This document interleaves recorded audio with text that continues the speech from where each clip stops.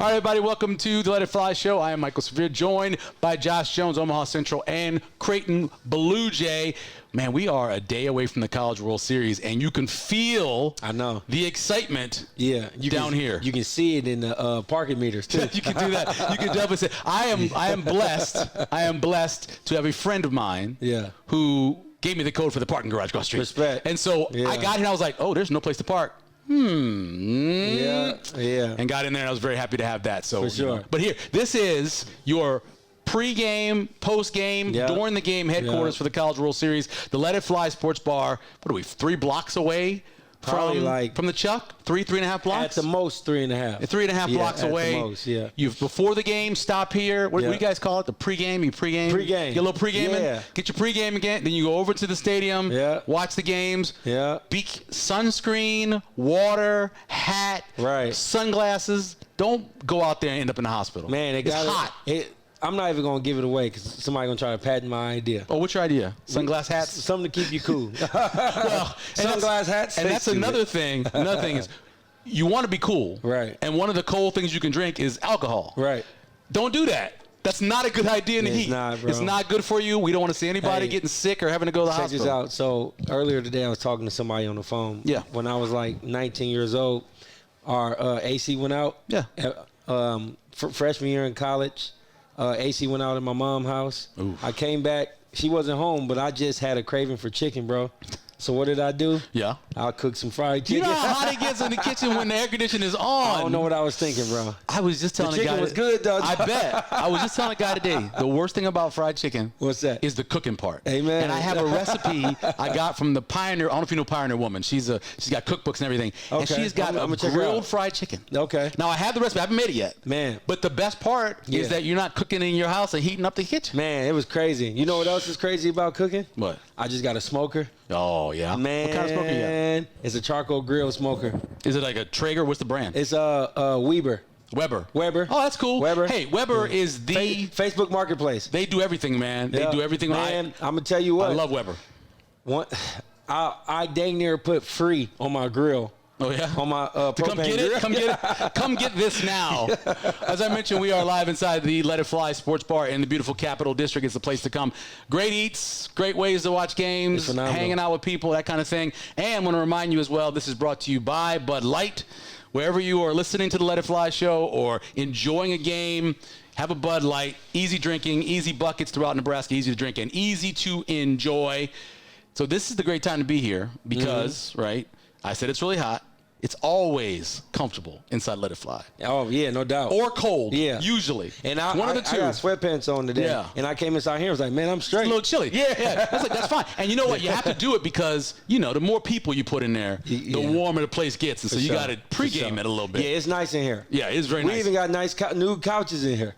So... all I can think of when I first saw him was the famous line from Coming to America. What is that, Velvet? What is it? What is that, this velvet? Is beautiful. Is this velvet? What is this? Is this velvet? Yeah, little velvet chairs. They're nice. They're nice.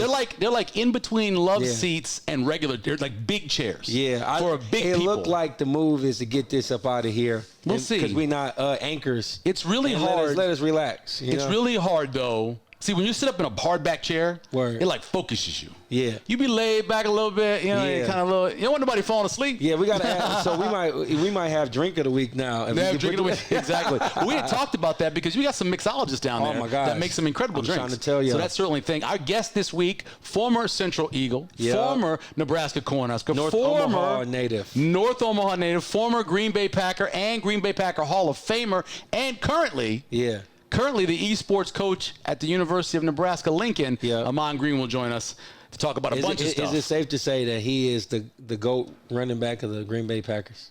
Well, he is the leading rusher. I know that. Yards-wise. Yep. Leading rusher, I think still touchdown-wise. He is. There's no doubt about that. Which is kind of funny because he has less than 10,000 yards rushing on his career. Right. And I think most teams, their leading rusher has somewhere around 10,000. 10,000. And so he was only really 6 years. Right. Because he did those 3 years. But they was a loud 6 years, bro. But he had, even his last year there was one of his best years before he ended up going to Houston. Yeah. Which I understand you go for the money that you got a good check. Yep. It's hard to get a good check at running back. He gets the check, but Houston, they weren't in a position for him to have success like he had with Green Bay. Texans, yeah. So we'll ask him that and get into that a little bit as well. For sure. This weekend, there's not a ton going because we have no idea if they're still going to even have basketball. We'll get to that in headlines. Yeah, let's wrap that up. But I guarantee you what they will have is Sunday at 4 o'clock UFL Championship featuring the MVP of the UFL, Adrian Martinez, his Birmingham Stallions versus the San Antonio Brahmas. That game is at 4 o'clock. That's it's in the St. Rock Louis. team. Is it? Yeah. That makes sense because he's the Brahma Bull. He's the Brahma Bull. You have the USFL and you have the XFL. They merged. He need an NFL shot or no? What? He need an NFL shot now? Oh, I hope so. Why not get invited? Got invited to the training camp for Detroit last year. Right. And he actually played pretty well in the spring game. In their preseason.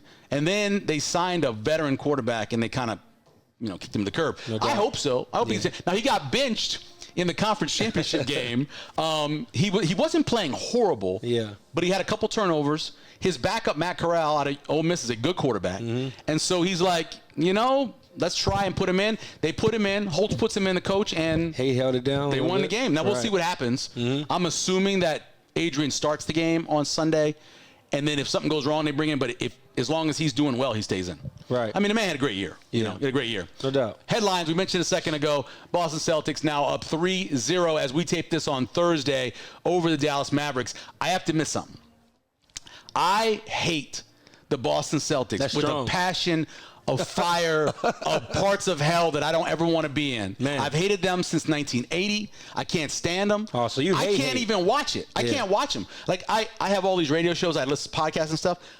I know they're about to talk about this series. I don't listen. Is it slow, bad, boring brand of basketball to you? No, it's not that. I just hate Boston. For sure. I hate the city. I hate the state of Massachusetts. I don't like look, Kevin McHale, I like Kevin McHale. But I hated Larry Bird growing up. I hated all. You got to remember what it was, man, how it was. No doubt. If you were I'm conscious. In the early 80s, and I was, as a Sixer fan, we had the year 80, we beat them, and they end up 81, they beat us, they end up going to win a championship. Right. Houston. Then 82, we beat them, but then we get killed by Lakers, then come back in 83 and win the championship. That was a nice little run there for 13, 14-year-olds. Michael? Yeah. After that, just crash and burn. But to keep it real, like, the whole Boston deal to me is, I knew they were due for what's about to happen because they've been playing championship brand basketball for like a good 7 years. Thank you. The reason why the Mavs are not going to win is because lack of immaturity and experience around Kyrie. Luka is kind of childish.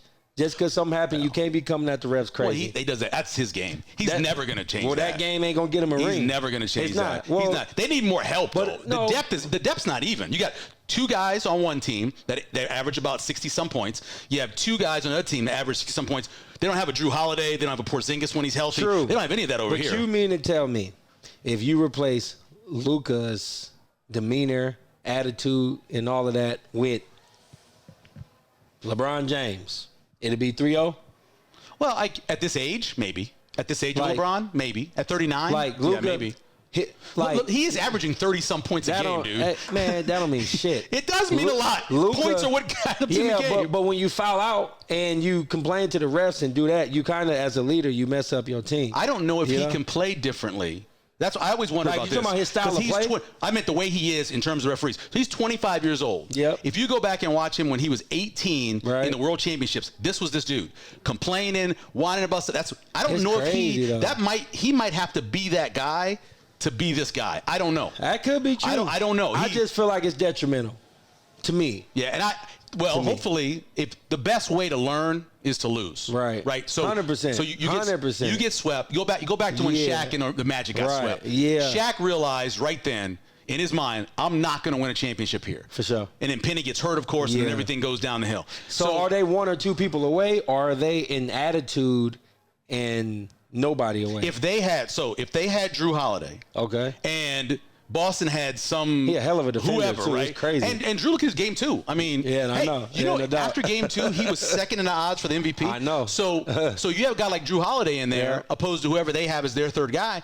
It's a different story. Yeah. And even without Porzingis, the two things that Dallas doesn't do well watch them during the season. Yeah. Two things they don't do very well is that they don't have an alternate if Kyrie's not playing well. True. Because no matter Yeah. what happens with You're right. That's right. Doncic, he's going to still probably get his 30 because Regardless. he's going to go to the line. Yep. He's going to get his game allows him to. But there's times where, and this happened 2 games ago, where you're going to have a time where Kyrie's just not hitting mid-range. Yeah. Right? And if he's not playing, somebody's got to step up. Yeah. And for Celtics, Yep. Porzingis was that guy in the first 2 games. Yep. Obviously, Drew Holiday's been that guy before. They have so many guys. Speaking about, but I do think Dallas is. They need another shooting guard. Guys, not a trick question. Who's the best player on Boston Celtics right now? I told you it's Jason Tatum. I think it's Jaylen Brown, man. I think it's Jaylen Brown.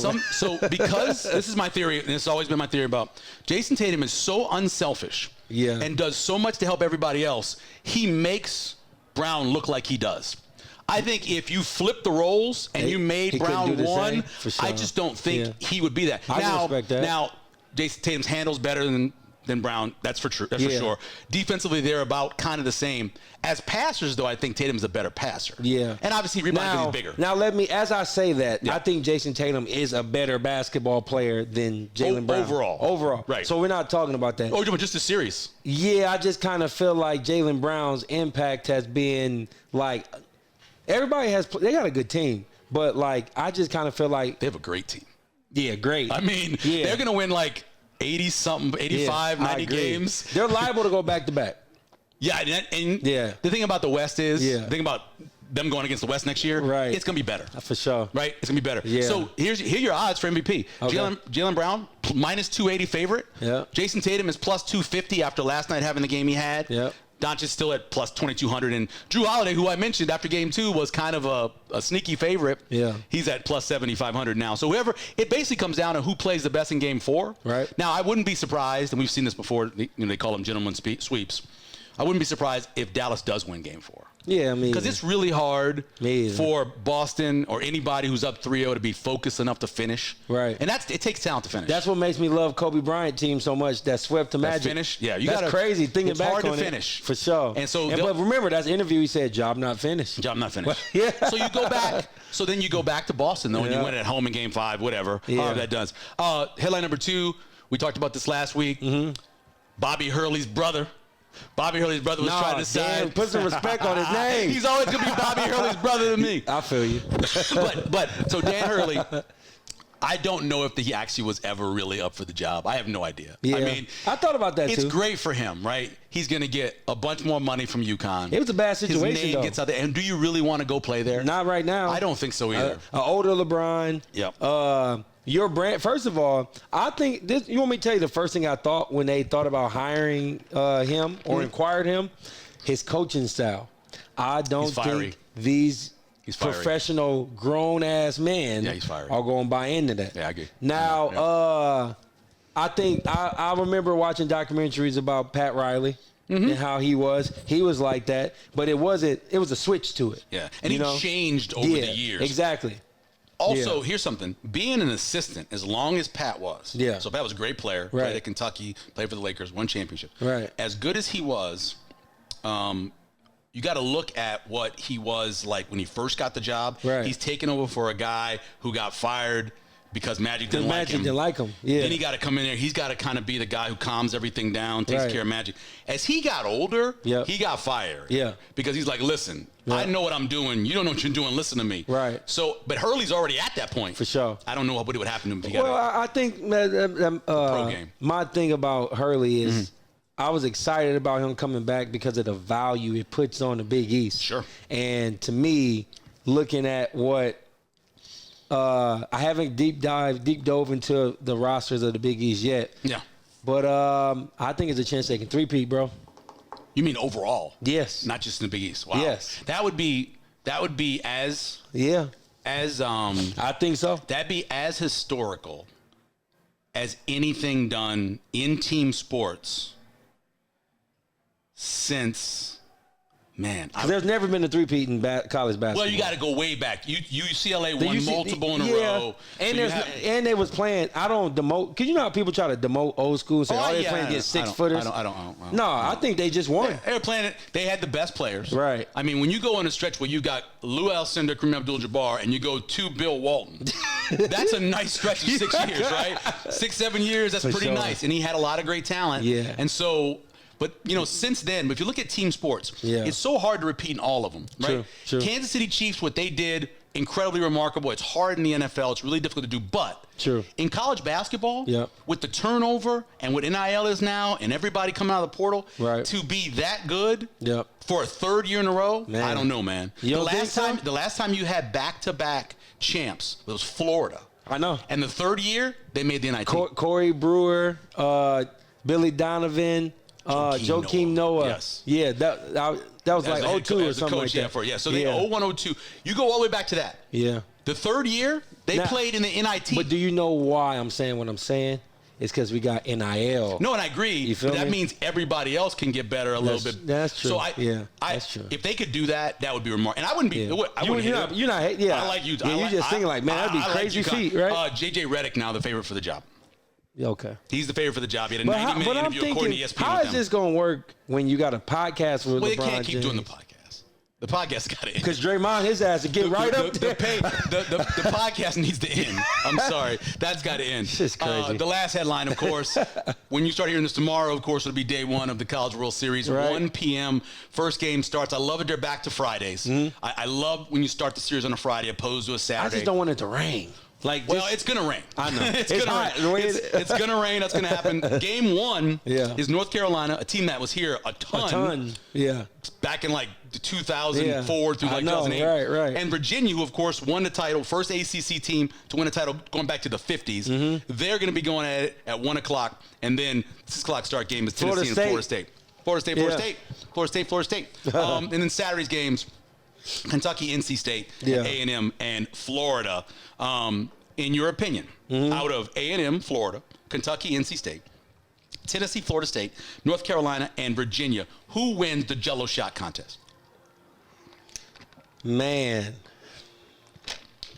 Who buys the most jumble shots at Roscoe's? I'm going to have to say Florida State. Really? Yes. Only thing I say about Florida State is they're just not as big a school. Yeah, true. But so I don't know how many people, and they are not the party school that the University of Florida at Gainesville is. I respect that. Baby. I was thinking about if you had to say LSU, I'd be like, okay, they dominated last year. I know. 2 years ago it was Ole Miss. Right. So it's obviously SEC makes sense. Right. So here are the schools that I know personally from going to games can drink. Tennessee can drink. Okay. They can drink. Kentucky. I mean, they got their own alcohol. No doubt. They got their own kind of alcohol. No doubt. Florida, I know can drink. That's my 3 favorites. Yeah. I'd say Tennessee, Kentucky, and Florida. Now, it all depends on how far you go. Florida State's good. If Florida State makes it to the finals. Oh, they drinking, bro. Maybe. Certainly maybe. And everybody, shot. More Florida State people. I think Florida State's one of those schools where if they get to the they get to the end where they're playing on Friday or Thursday of that going into the finals. The more they win, the more they drink. They'll come up here. I think too. I think they'll come up here. So I think Florida and Kentucky and those guys, they're going to be here. I think Florida State, they'll start coming up here. They'll get here. We're going to take a break. When we come back, I mentioned Hall of Famer at the University of Nebraska, Hall of Famer for the Green Bay Packers, and current esports coach. I think with a cameo in the movie. He's got 4 movies. 4 movies. It's funny because years ago I met him and he had grown his beard out. I'm like, what are you doing? He goes, I'm doing a movie. And I'm like, what? Yeah. So we'll ask him about that. We'll talk to Ahman Green when we come back here on Let It Fly Show. On a Sunday. Gotta go. I forgot the sausage. You guys ready to eat? There you go. On a Sunday. All right, welcome back to the Let It Fly Show. We are joined by former Omaha Central Eagle. Go Eagles. Yeah, that's right. Nebraska Cornhusker, Green Bay Packer Hall of Famer, and currently esports coach at the University of Nebraska-Lincoln and the host of his own podcast, the Gamer Lounge podcast. Ahman Green, how you doing? I'm doing good, Mike. We appreciate it, man. Thank you for taking the time. Bro. Yeah, it was good. The first thing how my son asked this question. So what was the first game that you played online where you said to yourself, okay. Oh, online. Okay. Yeah. Like the first online game where you said to yourself, okay, I love this gamer life. I want to be this. I want to be a part of this. Halo, the first one. Halo was the first one. So 2000. shooter's game. Okay. 2000 first person shooter. I did the campaign, and then like I think that's when it was already an online thing. So I went online after I played the campaign. Was like, oh, I need practice. For sure. I ain't ready for this. Because somebody was life. beating you. Yeah, I was getting destroyed. I was like, I ain't ready for this online life. So let me. So I did. So what I did. So I was like, going back to athlete mindset. Okay, we just repetition this thing. So I did the campaign on normal. Yeah. Then I went heroic. Yeah. Then I went legendary. How many times? So you just beat it once? No. So heroic or easy. Obviously normal, easy. I went through it one time. Heroic, same thing, but then legendary took me like I went through that like twice or 3 times because it's legendary and all the like the jackals and all the covenant on there, one shot you dead. So if I could handle those and walk through a campaign, then I could go online and hold my weight. So after I did that for about a year, or it took about a year, because I was still playing though. I was saying, when did you have time? I only had time in the off season, so that's why it took a little while. But once I got that time in, then going online. Then I was funny. It was funny. My shout out to my nephews, Preston and Zach Paul. So I would fly back to visit my daughters, Amani and Mayani, and they would come over and hang out. And they're gamers. And they would throttling me. So I'm online play thinking I'm good. I come play against my little nephews. They're like 15 and 13.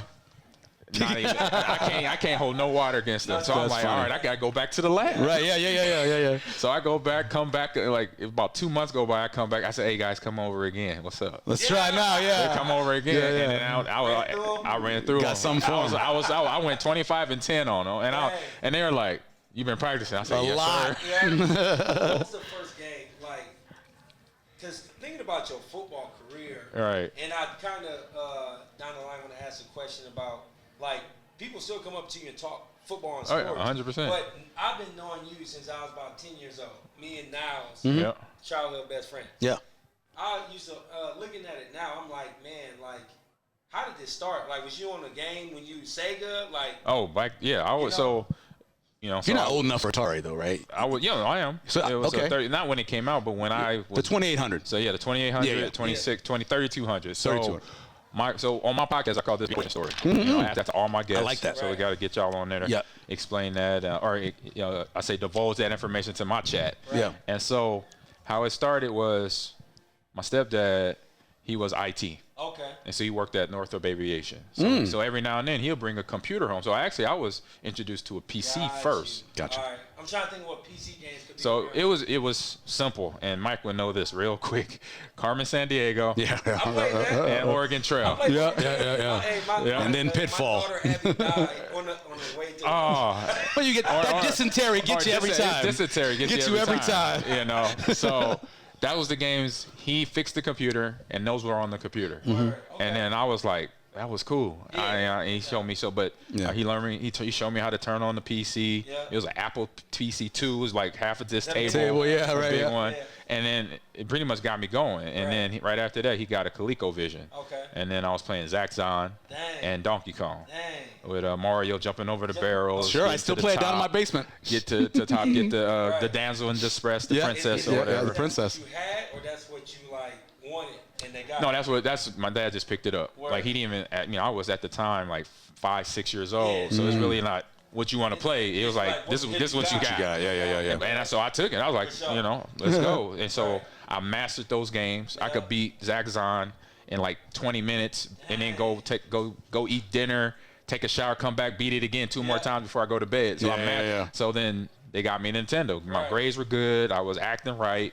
So I got the Nintendo. So it came with Duck Hunt. Rob the Robot, and which was a game called Gyromite. And then later for my birthday, my birthday's a couple months after Christmas in February. So I was able to get Legend of Zelda and then Tecmo Bowl. And 10-yard fight. Dude, Legend of Zelda still making games. People still playing. Still all these years. 30 years still. Today, man. It's crazy. Legend of Zelda. My brother is around his age, so like I was right there. So you're taking me back. No doubt. Right. And so that's what got me going. And so so I talk to parents because being a coach in terms of recruitment, and we talk about the time. How long do I let my son or daughter play? And so I tell them real easy what my mom and dad put in for me. It's simple. It's not rocket science. It's just you got to stick to it as a parent, right? And it was real simple. Since I was already, I was football, in the fall, baseball in the spring out in Cali. Who you play baseball with? I was out in L.A., so I played for a park. It was a Rancho Park right next to Dorsey High School. Okay. And my team was the Angels. And so we had a pretty good squad. We won the park championship 4 times in a row once I got there. And then, so I got my traditional, I got my sports. Yeah. So fall football, spring baseball, then summer I hit the pool. Every weekend we go to the pool. Yeah, sure. Keep my room clean and all that. So Mom said, "All right, here we go. All right, because you was playing. I was playing. So I'm now at this time I got a Nintendo and a Sega Genesis. There you go. So I'm so to me I'm balling. Yeah, you are. I'm balling. So I got Sonic the Hedgehog. I got Madden. Yeah. So I'm like, my room is the room. Right. Like my boy, hey, let's go. Come through. Couch co-op. So my mom said, all right, we got to lay this long. Like my grades wasn't slipping or nothing, but it's like we got to put something in. Sure. Because some Saturdays you in there for all day. I mean, the game is hot, Josh. Right. Turn the game Right. Hey, it's California. You can go outside and touch grass, Sure. right? Yeah. And so they said, all right, this is what we got. School day, or during the week, Monday through Friday. Mom and dad knew my grades were good. Yeah. You could play, but you got to get your homework done first. Yeah, sure. If you got homework, don't touch it. Yeah. Saturday and Sunday, or Friday, I say Friday and Saturday, or if it's summertime, Friday, Saturday, Sunday, you got 3 hours to play in the house. Then you got to go touch grass. Sure. Yeah. You Makes got to sense. go outside, be a kid, ride your bike, get in trouble. Get some vitamin D. Scrape your knee, vitamin D, scrape your knee, whatever. Have the neighbors knocking on the door. Your kid was in my, my flowers and running around getting the football, which happened, playing football in that neighborhood. So, So 3 hours. It was 3 hours on the weekend, and I had to hit the road. I had to go outside. Then I could come in. Once I come back in, Saturday afternoon, night, dinner, I could stay up all night because it was a Saturday or Friday. Sure. So, Ahman Green joining us on Let It Fly show. Yep. One of the things I've got with watching my kid play at Central and the esports team is, a lot of those kids don't have a ton of friends, but because they're gamers or whatever else. But this is a family for them. Friends online. Well, I'm going to say this is a family they build. Right. I go over there and I went to the banquet and the kids were talking about, I never quite had a great high school life until I started at esports and I met these other kids and I know based off of how my kids are, this is like, it's a village. It really is. It's a unique village because it's not always in the same, you're not sitting next to each other all the time. Yeah. Sometimes they're sitting on the other side of the world and you're playing them. The other side of the apartment building or whatever, wherever. It's a team, man. It's a team no matter if you're playing football or you're a team on esports. Yes. You feed off each other. I think it's awesome. This sport because people played it so much and was so competitive, you think? I would say, I don't know whoever coined the phrase. I hope they got paid for it. I hope so. Yeah. Whoever patented it. Yep. But I would say, because the competition, it's the competition side of it that obviously you like. I like Mike for sure. I know you have some games you play. For all of us, that's what got me going. And that's what kept me there. Gotcha. Because when I came off the football field between the ages of 6 and then all the way to, I'll say, before I got to Nebraska, it was my weekend thing to do with my boys. I went to Central, Damian, Andy, Thompson, John Bradford. Those are my guys. We'll sit over there and play. I'm sitting there playing NHL '94. Don't know nothing about hockey, but I'm trying to score.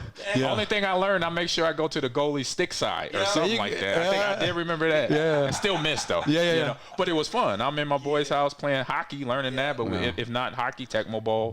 Bill Walsh '94. Yep. Oh, my opinion, the greatest. They didn't know names, but I was old, so I knew all their numbers, and I knew I had 79 USC. I had Ronnie Lott, I had Dennis Smith, God, I had Marcus Allen, and I had Charles White. Those kids are like, how do you know these people? Because I was older. I came in the military. I was like, don't worry about it.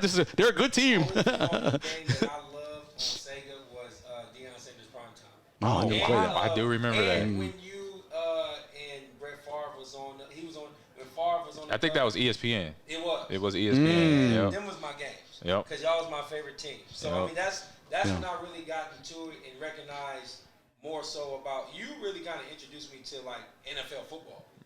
Before that, you're welcome. Just being real. Yeah. Before that, it was like it's not an Omaha thing. It's not. It really isn't, man. Some people have favorite teams, but it's Saturday. And then Sunday they do other things. Where I'm from in New Orleans, it's Sunday. Yeah. But here it's not necessarily. And it takes people like Ahman or when Eric went to the Rams. I remember where Sue goes. That follows them. It wasn't big like Kobe, Jordan. I'm playing it basketball. wasn't Yeah, watching until basketball, like yeah. I seen, I was like, oh man, you on the game? Yeah, yeah. You know. Then I started looking at the playing, yeah. essential legacy of my family and all that, and I was locked in. I got a question about you said recruiting. Everybody play the game. Like, how do you recruit somebody? Oh, it's well, we got the good thing is where esports is not far from what we have in college or say high school players now. And, you know, you got Rivals.com, Right. you got Max Preps. Yeah. So we have that. I wanna already see built that. in. So it's Yeah. you could go to. You got the rankings. You go to you could go a couple places. It's I think it's something.gg where for every shooter game Wow. it charts Like your stats. best in the world. So basically, when you create your gamer tag, Yeah. that gamer tag just like your social security Oh number. yeah. Tracks Okay. you. So yeah. it follows you. Yeah. So you go to Okay. it's either stats. It's something.gg. I have it on my computer, so I could just. So you I don't even have to remember so it. I'm assuming, do you like connect to this and you play your joint and then it kind of follow All your stats go there. word? So when I'm looking, so I go to that once I talk to a player and the player says, yes, I'm ranked this in Valorant or I'm ranked GM in Got Overwatch you. 2, Right. stuff like that. So I'm then I go check just where on your TTs. You know, who's in, how many kids in your family, how many kids, for or sure. mom and dad who watch Valorant or Rocket League or Smash Bros. Smash Bros. You know, and I think it hit different for me because it's coming from a legit professional athlete. Well, I'm from to answer your question. They don't know who you are. So when I started in Wisconsin, some parents, well, it was very few that really knew, and the kids obviously don't know. Yeah, Right? yeah. Yeah, because they're younger. But every now and then I get a parent. I remember Like, the first hey, time. did you? The first time I was calling a recruit, a young girl about 14 years old, and she was a really good Overwatch player. Yeah. And so I set up through Discord. I set up a time. We set up a Zoom. Yep. And it was during COVID too. That's when I got hired. I literally got hired a month before COVID hit the world. Okay. Right. February 17th, I'll never forget. So a month later, COVID, but I'm recruiting online. So I sent her a message, hey, what days are good for you? What time I could set up? And I'll send you the link for the Zoom. Get on the Zoom, and it's her dad. Yeah. And he got a baseball cap on backwards. Yeah. He said, I just wanted to check something out because my daughter mentioned that Ahman Green was going to talk to my daughter about playing video games at Lakeland University. I'm like, yeah, it's real. That's real. Yeah. It's me, you know. And he's like, why? He's like, why are you talking to my daddy or talking to my daughter for? I said, because she can play esports. And we have 10 partial scholarships, and I want to talk to her about it. Even That's crazy. keep tabs with them. Competitive, man. I see. We went out. We Yeah. went out to Wayne State for a visit, and with my son, and there's a certain amount of spots. Yeah. And you try out, and if you don't hit that amount of spots, just like any other sport, you don't play. Yeah, there's tryouts, man. Like for the high schools, I know, Intense. and here in Omaha, we were talking about Omaha Central, Yeah. Omaha West Side, Yeah. and I can't really think of Granton any good. other. Granton was good. I'm They talking beat- about Omaha. Oh, yeah, Omaha. schools. Yeah. Horn, Central Right. beat. west of Lincoln. Between all the Lincoln schools, you got Lincoln, Society. I didn't know. Yeah. They games. And Wow. then Grand Island, Yep. Gary, Yep. Dang. all It's getting those bigger and places. bigger. So do you got to can you be a state champion esports in Nebraska? Yeah, so we have 3 seasonal championships. Gotcha. There's a spring, Yep. a summer, and a winter. Okay. And so obviously spring just happened back, actually literally the day the tornado hit, Yeah. April 28th. Yeah. That was the state Yeah. championship for the spring. Wow. At Concordia. Okay. And so we are a sponsor, and Okay. all the Nebraska colleges, even the small schools like SEC, they all partake in supporting the event. Right. And so we have Rocket League state champion, you know, all the games. So it's Rocket League, Smash Brothers, Overwatch 2, and then I believe Valorant. Yeah. And then And they're adding more. and as we then go along. I know last spring they had StarCraft 2. Dang. And I was like, wait a minute, this game is older than the kids. Yeah. And then, so how would you talk them into playing it? right. Because the strategy is it's more like along the lines of like League of Legends. Gotcha. Uh-huh. You know, so it's more chess than checkers. Gotcha. Yeah. You Gotcha. know, so it's planning. You got Right. So I was like, interesting. How far away is esports away from NIL? No, we're here. That's there. It's just Wow. the kids don't believe they could actually get it. Like Okay. they don't realize that they qualify. I'm like, Wow. no, I've been like since Lakeland. I tell them, Yeah. no, you're Yeah. no different than the football players. You're and an the athlete. yes, you're an athlete. You're Okay. Even though we're not in athletics, Right. you can earn NIL No if doubt. you want to. Yeah. If you want to, and just Yeah. let Yeah. me know. I could connect you with the company. Right. Ahman Green joining us on Let It Fly Dang. show. You're talking about not knowing you. So my other kid's in the band, right? Oh, yeah, And okay. band parents. The freshmen? Band parents don't pay attention at all what's happening on the football field, right? Oh, yeah. So No, mine comes walking listen to by, the kids, yeah. dab him up, and we talk for a second, and he walks on. And one of the band parents is like, who's that guy? I said, it's Ahman Green. Yeah. He's like, what does he do? Go to the gym. I said, he's one of the greatest football players in the history of this school. He's like, oh, really? Right. I was like, but they're band parents, and they don't know. They just don't know that kind of thing. And I say that to people. I tell people who I'll shake a hand, and then people don't recognize me, and I go through the gambit. Yeah. And then But you're a humble dude, though. Right. And I'm You, very don't- humble. you never cared one Right. time. I don't care that they don't know, and so I go into the explanation. Yeah, you don't and then care. the person that knows me, it's like, "Ma, you didn't have to do that." I said, "No, because I know everybody don't Right. know who I am, Yep, especially kids. Yeah. You know, kids that I are. know. I mean, you talk about a generation that's around, I say 14-year-old 14 or lower. They don't know me. They barely know me. Right. And I just graduated 10 years ago. Right. It's so that's like, so it's a I mean, yeah, they got YouTube, they got Yeah. internet, they could Google, but they ain't Googling me. No. Right. Unless their mom and dad's a Packer Yeah. fan or a Husker fan. Exactly. You know? That's how it works out. Let's move over to the football part of it. Right. How surprising is it to you at the University of Nebraska? I back you. They haven't had 1,000-yard rusher since 2018. I mean, it's pretty, that nuts? it's pretty surprising. Nuts, It's pretty bro. surprising. It's nuts. It's a pretty surprising, but like, Divine Ezekiel was a long time ago. I know why, unfortunately. Yeah. You know, we already know about the A-bomb here that happened around, 2001, 2002 Oh, when yeah, yeah. Callahan came in here. So once that happened, it just set off a culture. domino effect. You Yeah. know, the domino got knocked down, and it's kept going year by year between recruiting and wins and losses and disconnection Yeah. between coaches in Lincoln to high Right. schools all over the state. Especially Like a in disconnect? Omaha, Yeah, disconnect. especially in You know, Omaha. especially Yeah. Omaha schools, because Right.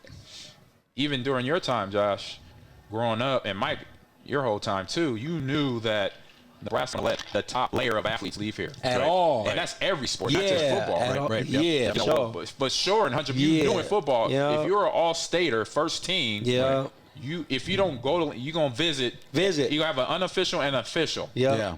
And it's about 80% chance you're going. Yep. Yep. So that was the thing, and now I don't know what the numbers are, but I would say just guessing is more like a 30% chance. It's or getting, less. it's getting better now. Right. To get Yeah. better. I mean, Right. a guy like Xavier Watts would never have left the state if Matt Rule was the coach. True. He would have spent from his sophomore It killed year, me to this he'd have day. been knocking on his door saying, "You're coming to Nebraska." What's crazy is he said they never even made him feel like they wanted. Well, they wanted Betts. They wanted Xavier Betts. Right. And But they thought they only could he choose was like one. Randy Moss, though. They could have chose. They did both. I had Xavier in my esports class. Oh, yeah? And it was Wait, time out. Really? Yeah. Well, last semester, so last year when I got hired, so January Really? of 23. Yeah. I have intro to esports, And Xavier Betts was in it. and Xavier So Betts is in yeah, it. I'm shocked because through marriage, my wife's uncle is his.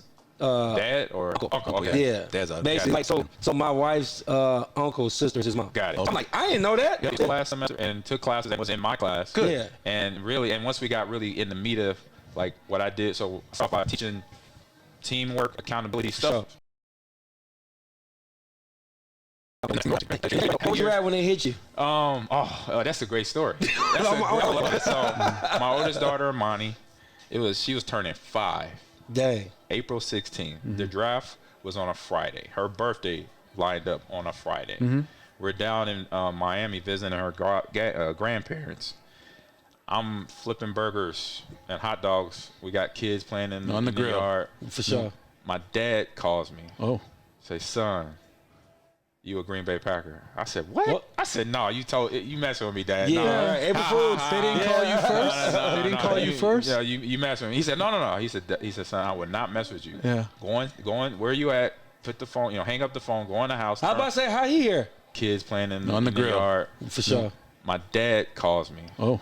Say, son, you a Green Bay Packer? I said, what? I said, no, you messing with me, Dad. Yeah, no. right. April Fools. They didn't call you first? They didn't call you first? Yeah, you messing with me. He said, no. He said, son, I would not mess with you. Yeah. Going, where you at? Put the phone, hang up the phone, go in the house. How about say how he here? Go in the house, turn on the TV. ESPN. Trey Wingo is about to make the announcement on ESPN. Bottom line, yeah. I go into the house. Man. Sure enough, Trey Wingo, Yeah. who was Ahman Green traded to Green Bay for Fred Vincent and a 5th-round conditional pick. Yep. Show over. And I'm sitting there like, and I just had the conversation. So I got out the doghouse a little bit by the end of the season. Sure. Yeah. Finished up pretty strong. And so had our year-end meeting with, every player has exit meeting of the season. Holmgren, talked very well. He's like, hey, so I know you started rough, but you ended strong. Mm-hmm. You got the plays down. You head onto the rock.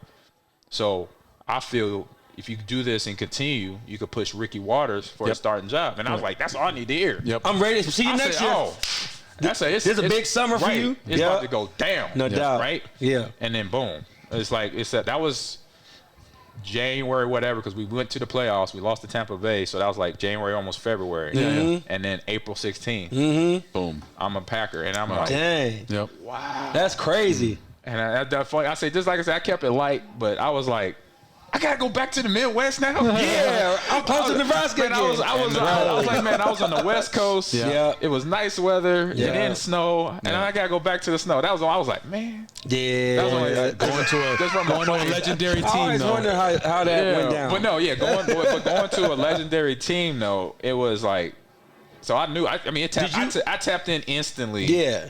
Once I knew I was going to Green Bay, I tapped in, because I'm going into my third season now. Right, no doubt. I'm a grown man. Yeah, you're grown. Yeah, for sure. So I tapped in instantly. For so sure. I'm like, all right. Yeah. I'm thinking about the roster in my head. Right. Well, I just 2 years prior watched them beat the Patriots. Mm-hmm. My sophomore year, I'm sitting in the locker room in Memorial Stadium. Yeah, for sure. Me, Tony Ortiz, Frankie London, we're sitting there watching the Super Bowl. Superdome on Super Bowl Sunday in New Orleans. I was there. Yeah. Dang. And so now I'm driving, that's something. So we get back to Seattle. Right. We load up the truck. No, I had minicamp first, but then later that summer came back from minicamp, loaded up my truck, and me and my daughter and her mom drive back to the Midwest to Wisconsin. Mm-hmm. And I get there, it's the day before minicamp. They put me in a hotel, and it's a Midway hotel, and I'm just like, it's a familiar feel. I just can't place my finger on it. For sure. Right away. And so, but I get in the hotel, wake up next day, minicamp practice. And then once I come out, we have meetings, about 8 o'clock to about 11. Practice started about 12:30, 1 o'clock. Yep. So now when I'm walking out, then it's like, oh, I get it. I said, now I know the feeling. It's not like I was here. Lincoln. The fans are out there. Right. So I'm like, wait a minute. I'm like, it's pretty close. Man. This is practice, right? Yeah. Right. Yep. This is May. Man, bro. Why are they out here watching? They like AG. This was Dorsey. He's like, AG, man, these fans they ain't got nothing else. And they obsessed about Packers. For sure. Divorces happen and they fight for the tickets. Yeah. In the divorce here, bro. And he's like, he's telling me, I'm like, oh, it's like that. I said, well, I was like the place like that. And you were. Yeah, you were. So I was like, I get that. I said, that's why I got it the might feeling. be worse at Nebraska than it is in Green Bay. Hey, they get real about the tickets. Right? Yeah. No, it is. It was just nothing. Only thing that's different between Husker fans, and I tell fans this all the time when the question comes up, the only difference between Packer fans and Husker fans is the team colors they wear. Colors. Dang. That's it. Yep. They is legit about their teams. Mm-hmm. They will voice their opinions, happy, mad, or sad. Yep. You better show up and play. If not, we're going to give you the business. Yep. And so I was like, okay, this is going to be fun. Did you ever expect, especially sitting here now, and you had a lot of time to reflect on it, to achieve everything you did in Green Bay? Think about where you came from. Right.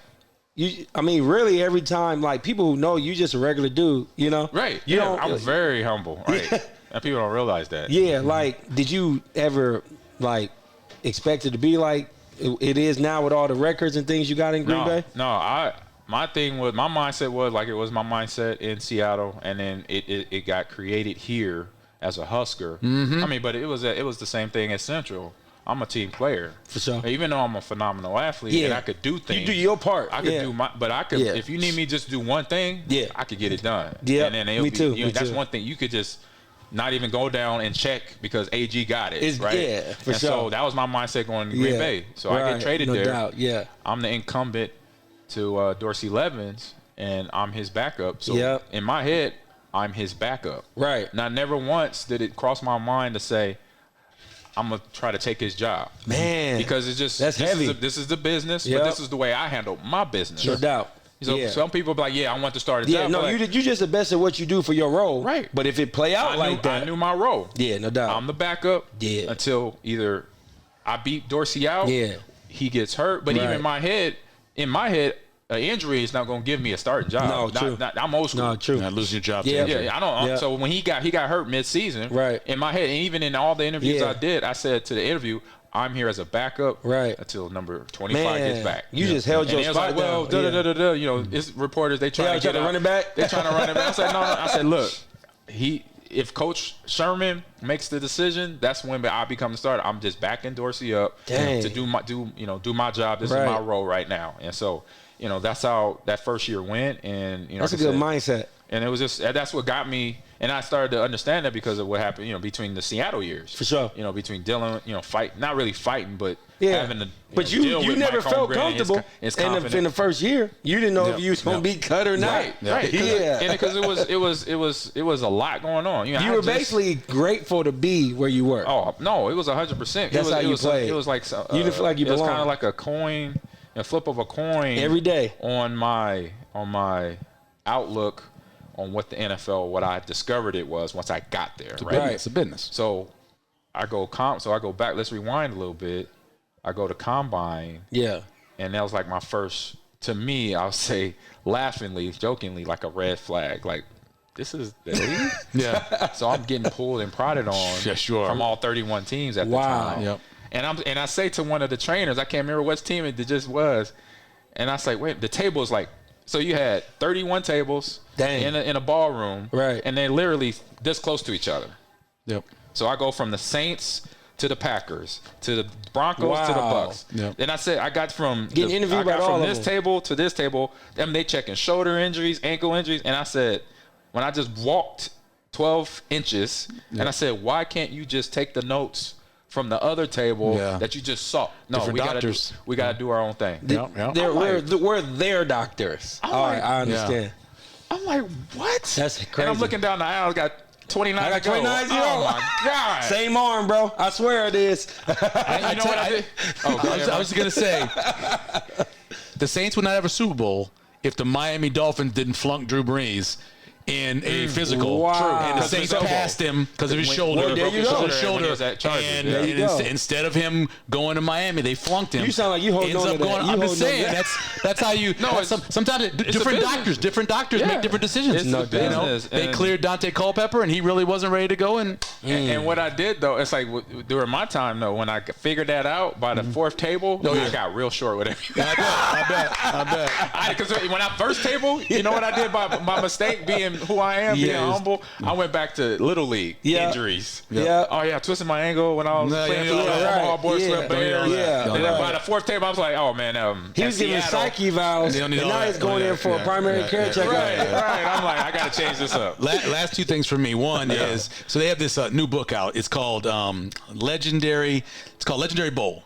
Okay. Trying to figure out the greatest football team, college football team since 1980. Oh. And there's a whole part in there about 1995 Nebraska. 1995. And what I love it's about the greatest team ever. Mike Calabrese talks about, and he gets to a lot of stuff, but his big conversation was, think about what the practices were like.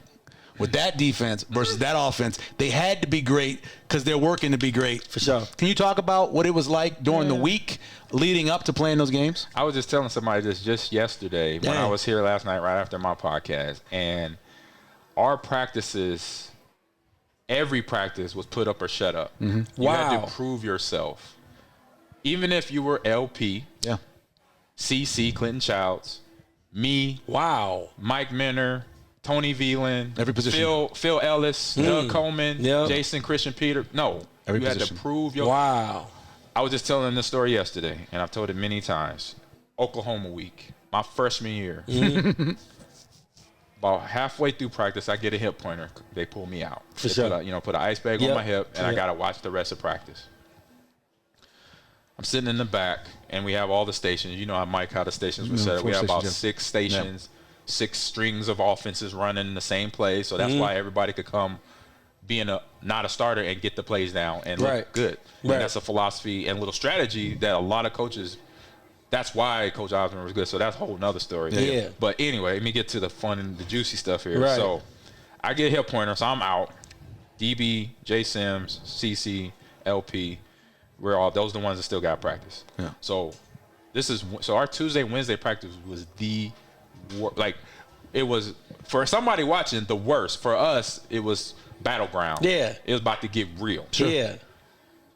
The first play was a power toss to Clinton Childs. When I say when he planted his right foot in the ground and he went north on Jamel Williams and split him in half, I'm like, this is practice. I'm a freshman, like, and the hits. I wasn't even looking at the hit. I was like halfway talking to somebody, and I heard the hit. I'm like, what? Yeah, like, practice. Yeah, you heard that? I'm like, are we? This is how practice going, Man. Yep. I'm like, wait a minute. It's Oklahoma week. We got 3 days. No, AG, LP was like, no, this how we get ready. Wow. Yeah, yep. And then I knew that, but it was just like, wow. I'm like, oh my goodness. Right. Get to Saturday. So is the vibe like? Is it like is a mindset like every practice like we trying to win the natty, or is it like game after game, practice after practice, game by game? If we get there, we get there. No, it was a mindset of kind of like everybody that we're playing is the #1 team in the nation. Dang. Even if they're Pacific. Man, I was Even trying to if run they're over playing people. Kansas. Everybody's ranked #1. Yeah. Dang. Yeah. So because what Coach Osborne said a few times, I remember he said in one of my freshman year, he said that every team, which is true, every team is treating us like their big game of the season. The biggest game that they got. Yeah, They no marked matter if we it's the played first- the we opening played kickoff for Nebraska this year. for the first game. Right. Dang. So that mindset and that having us mentally and physically ready, For right, sure. was all from Monday to Thursday. Right. And like I said, even in practice, even Tommy was not off limits. No doubt. Yeah. He told me that before. I was like, yeah, he told me that. When I knew Tommy was getting hit, I said, I know we. you live. I said we better bring it. Well, Brooks behind him, so Right.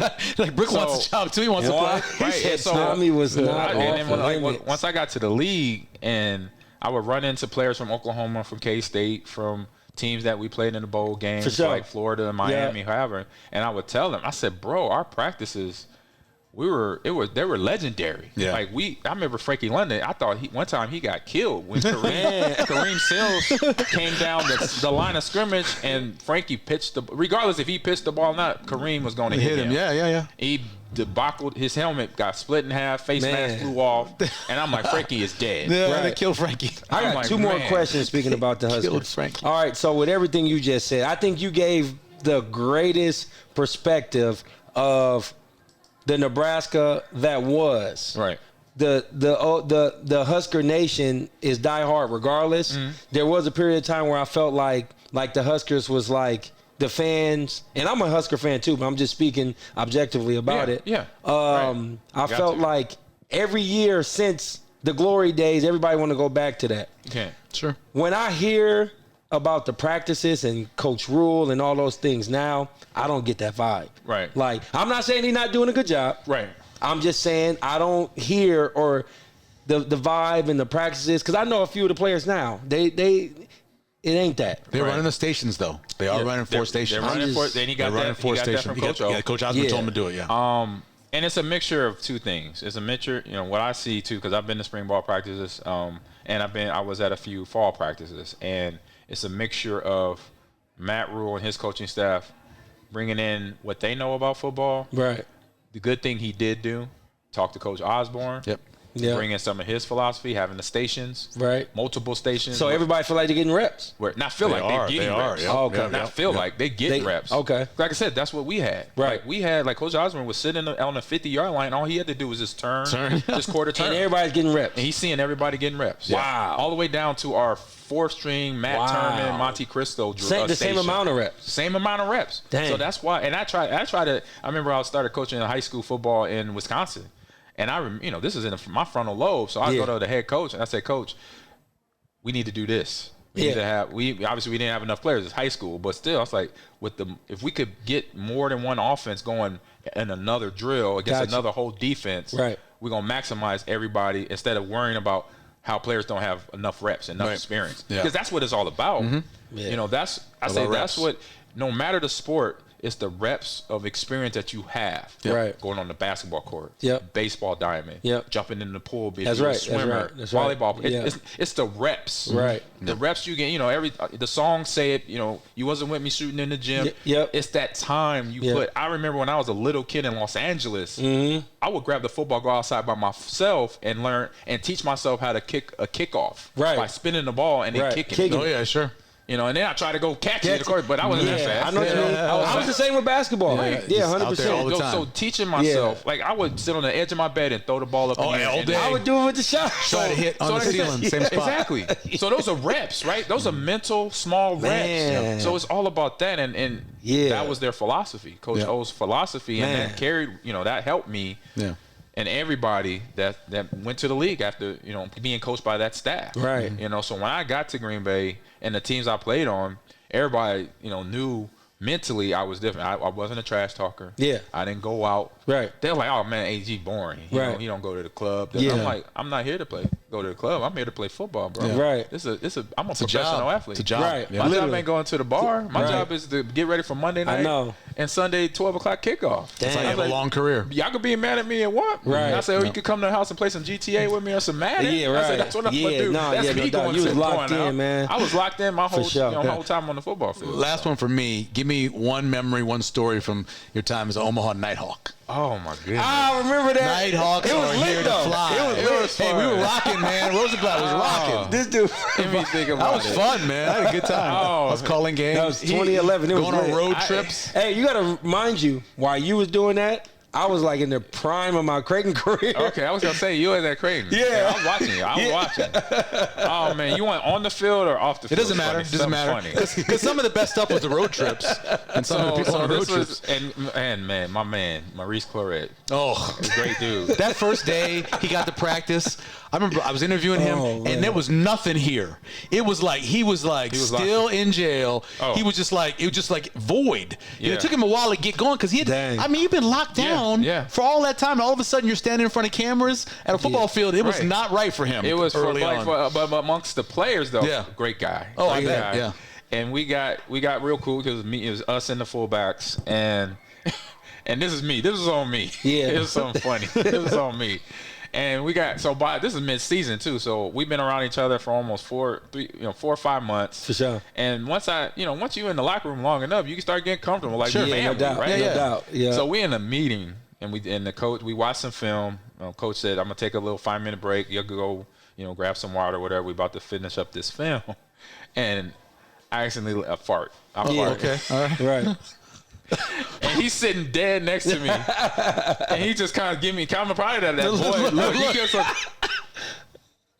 he didn't look. He looked at me. He's like, "Man, that's so disrespectful. What's wrong with you, man?" And I'm like, is he really mad at me? Yeah. Right. Like he was really mad. Like he wasn't like, Oh, really? He wasn't playing? No, he was mad. I was like, Oh, snap. Yeah. I was like, bro, I'm just kidding. He's like, no, that's so disrespectful. That is so, man, you a grown man. What's wrong with you? I'm like, I think it took him the rest of the season to get right with me. Oh, I that's was like, crazy. and I was like, apologize on the plane Every day. Hey, Mo, I'm sorry, man. Like, I'm my sorry, bad. man. Yeah, for sure. I was just, I thought we Yeah. were cool. No That's doubt. funny. That's funny. I'm sorry, bro. Like, Man. I was like, Yeah. I was like, man, Don't feelings do are that. hurt. Yeah, no Don't- doubt. don't Yeah, do that I thought. anymore. Yeah, right. No doubt. But Don't no, fart great. around Maurice Claret. Oh my God! Yes. That's the in moral my of the head now, story. yeah. Don't do it. Don't do it. You're crazy, Great dog. dude, and he will. Yeah. He like I said, I was like, man, I straight disrespect. I was like second guessing myself. Yeah, right. I was like, oh man. That's funny, dude. It was fun time for me. Yeah. And Omaha showed up for that. We did. Yep. We Just were out. like the Husker game. That's why I played, and that's why I knew. That's why I played here. No doubt. I was like, I knew it. I had my 10 years out in Los Angeles, but I always, when I came back here, and even before I left as a little kid, 3, 4, watching a little bit of Husker football on TV, like I say this is a state that was yearning for a pro sport or for a pro team. Yep. And so when I found out that it was an opportunity to go play, I was like, I talked to my wife. I said, hey, I could go home. Right. 1 or 2 years. I don't know how long this thing could go. No doubt. And this is a once in a lifetime opportunity to do this, where I could not only did college ball in front of family and friends, now I could potentially play pro ball. Yeah. Oh, it was fun for me, man. It was good times. It was good times. Ahman Green, we appreciate it. Tell people again how they can find your podcast. Find me on Twitch, YouTube, Instagram. That is YouTube or Instagram is Ahman Green 30, all one word. X as well, Ahman Green 30, all one word. TikTok is Ahman Green's Gamers Lounge, and on Twitch and YouTube, Ahman Green's Gamers Lounge. Wednesday usually at 2 p.m. on Central Time. I did yesterday at 7 p.m. because I had to come from the camp that we're doing down in Lincoln, but usually Wednesdays at 2 p.m. Central Standard Time. Wait, hold. Yeah, good. 2 more things. No. First is just, you got a gamer tag to the people out there? Oh, yeah. Gamer tag, Batman AG30 on all platforms. What a segue. There you go to the acting, yeah. I'm about to ask. Yeah. How'd you get in these movies, bro? Ended up being 4. I seen your IG. I was like, man, is this dude about to be in the movie? Yeah. So one of them, I brought to fruition. So I did an interview. Yes, you did. Way back in 2005. When the Batman, when Christian Bale became the Batman. Yep. And I did a radio show out on ESPN Milwaukee. Okay. And we're talking about Batman and talking about that movie because it was coming out. Of course, that's your favorite superhero? Yeah, favorite superhero. Michael Keaton was my favorite Batman. Yeah, because he's the best Batman. Right. And so, we get on the topic of Christian Bale being Batman. We're talking about breaking it down, and then there's like, I don't know how it came up, but I just got talking about, hey, if I could ever get in the Batman movie, like, I don't care if I'm just a fly on the wall. Yeah. Dang. That's how much I'm a fan. Like, I don't need to be I don't want to be the main character. I just want to be on the set. Right.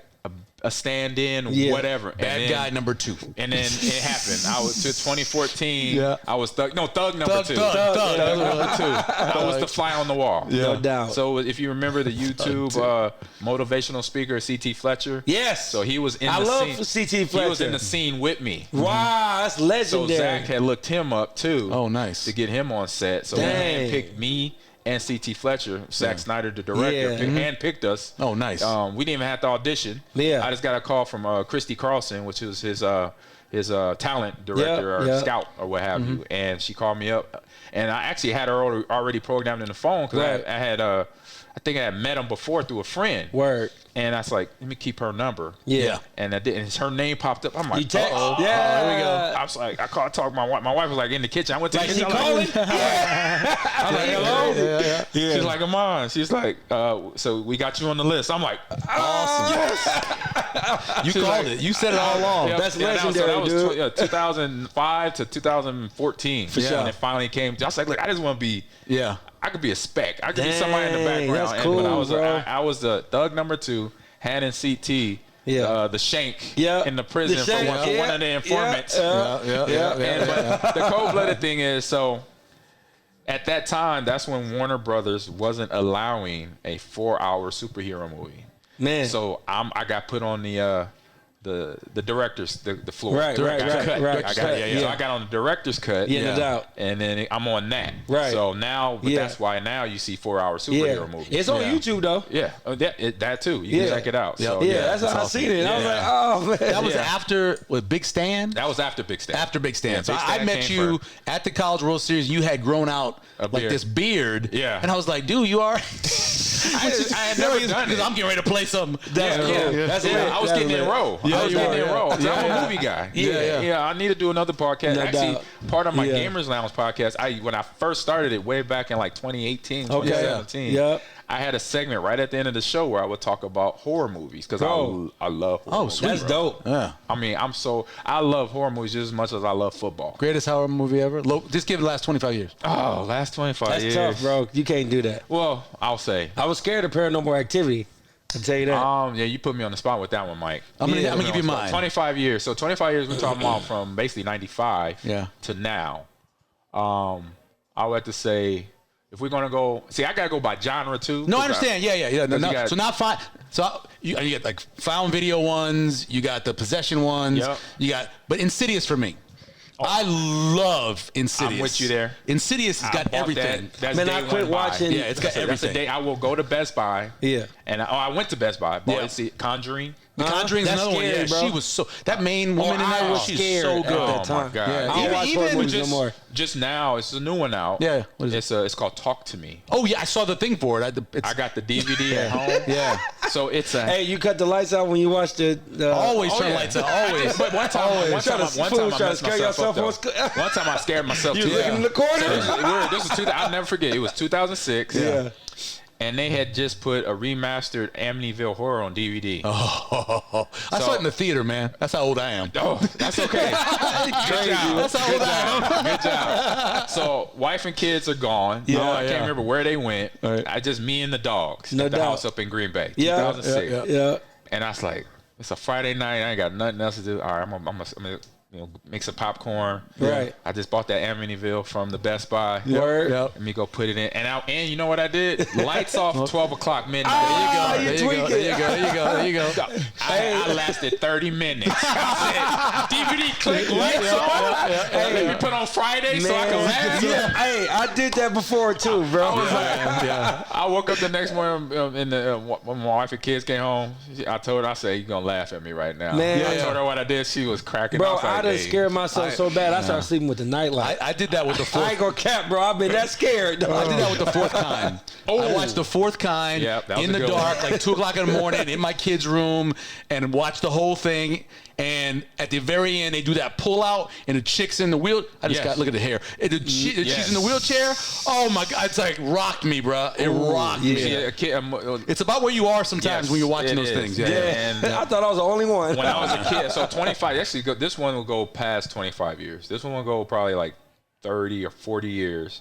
It was a movie that, like you just said, like what Fourth Kind did to you, but I was younger, and I was getting indoctrinated into horror movies, and it was a movie called. It was with Christopher Walken. It was another alien abduction movie, and you know what? The name is slipping my mind right now, but I'll describe how the movie go down. It was basically alien abduction, and you know how some of the horror movies come out. Either at the start, they'll say based on true events. Oh, yeah, sure. So I'm 10, I think, 9, 10 in there. And I'm like thinking I'm a horror movie buff. Right. Yeah, no doubt. Nothing's going to scare me. Yeah. So I saw that at the beginning. Yeah. That I kept that in my head, and I'm watching the whole movie. And it wasn't too scary. It was like, all right. I was like, all right.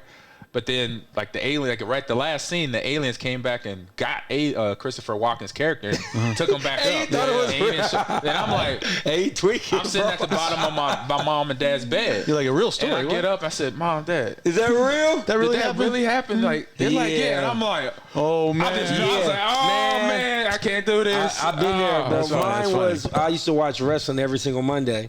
And after wrestling would come, it would be X-Files to come on. Yeah, But sure. the way Mulder, that it came Scully. on. Bro, I tried to like YouTube this to find it. But so after wrestling came off, Cops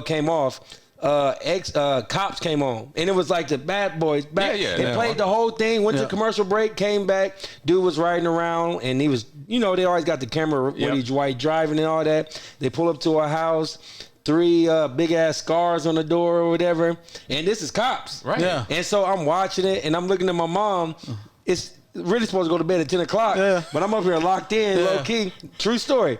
And me and my big brother sitting there, and we all watching this, and then they open the door, and the lady starts speaking Spanish like real fast, panicking. Oh my God, scary! And then some go, oh, like something swoop down and then fly down. They start running to the car, flip the car over, and X-Files came on. Oh, that's sneaky. It was X-Files, but I thought it was Cops, bro. That's It changed my life for like a month. That's rough. I was like 9, bro. Well, we want to thank Ahman Green for joining us.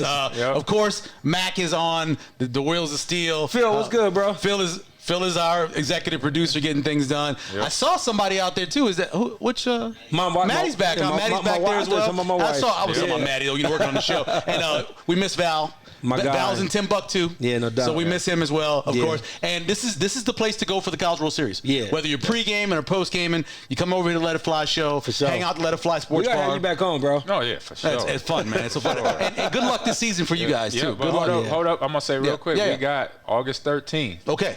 We got an EA Sports College Football NCAA 25 tournament from 4 to 7. Man, they're going to have legendary teams, and you right will be here. on. But you won't be on the game, though. I'm casting, and I'm on the game. I know you are. Yeah. Because I'm playing with your team. I got the phone call. I know you on the I got game. the phone call. Yeah, I heard August 13th. yeah. August 13th. I can't wait. Check on the social media accounts. Everything will be there in We'll information start, as well. Also want to thank Bud Light for being our sponsor of it. Brings you easy drinking, easy buckets throughout Nebraska. Easy to drink, easy to enjoy. Bud Light. Nice. Thank you very much, Ahman. We appreciate it. Take us away, sir. Hey, Josh Jones here. Thank you, Ahman, for coming on with my boy Michael Severe. You know how we do it. It's a Let It Fly show.